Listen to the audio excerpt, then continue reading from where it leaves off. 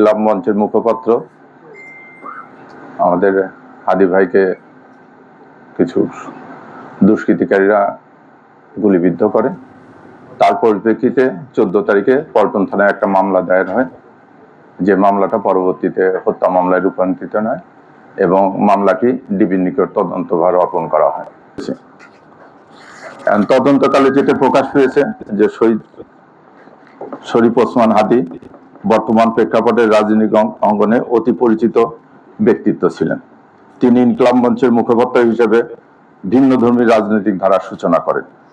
বিভিন্ন সময়ে কার্যক্রম নিষিদ্ধ আওয়ামী লীগ ও নিষিদ্ধ ঘোষিত ছাত্রলীগ সংগঠনের বিগত দিনের কার্যকলাপ সম্পর্কে তিনি সভা সমাবেশ, ইলেকট্রনিক ও সোশ্যাল মিডিয়ায় বিভিন্ন রকম সমালোচনামূলক জোরালো বক্তব্য প্রদান করেন। তার এই বক্তব্যে নিষিদ্ধ ঘোষিত ছাত্রলীগের তার সংগঠনের নেতাকর্মীরা ক্ষুব্ধ হয়। আপনারা জানেন, ভিকটিমকে গুলি করা এজার নাম পলাতক আসামি ফয়সাল করিম মাসুদ ওরফে রাহুল ওরফে দাউদ নিষিদ্ধ ঘোষিত ছাত্রলীগের রাজনীতির সাথে জড়িত ছিলেন। শুটার ফয়সাল করিম মাসুদ ওরফে রাহুল ওরফে দাউদ এবং তার সহযোগী আলমগীর হোসেন দয়কে পলায়নের বিষয়ে সার্বিক সহায়তাকারী তদন্তে প্রাপ্ত আসামি তাজুল ইসলাম চৌধুরী বাপ্পি পল্লবী থানা যুবলীগের সভাপতি ও ঢাকা উত্তর সিটি কর্পোরেশনের 6 নং ওয়ার্ডের আওয়ামী লীগ মনোনীত নির্বাচিত কাউন্সিলর ছিলেন।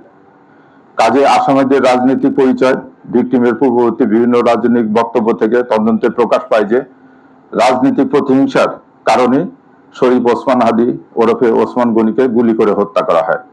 সার্বিক তদন্ত সাক্ষ্য প্রমাণে ধৃত আসামিদের স্বীকারোক্তিমূলক জবানবন্দি ফৌজদারি কার্যবিধির 164 ধারায় রেকর্ড করা হয়।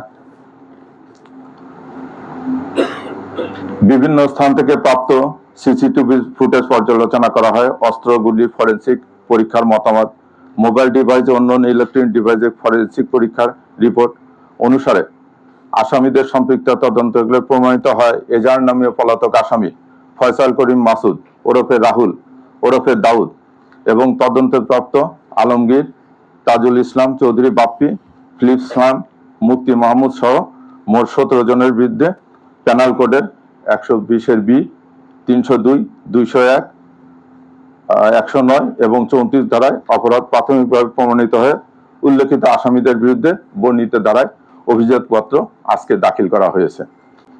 ভবিষ্যতে এই মামলা সংক্রান্তে আরো কোনো তথ্য প্রমাণাদি বা কারো সংশ্লিষ্টতার প্রমাণ পাওয়া গেলে বিজ্ঞ আদালতে সম্পূরক অভিযোগপত্র দাখিল করা হবে।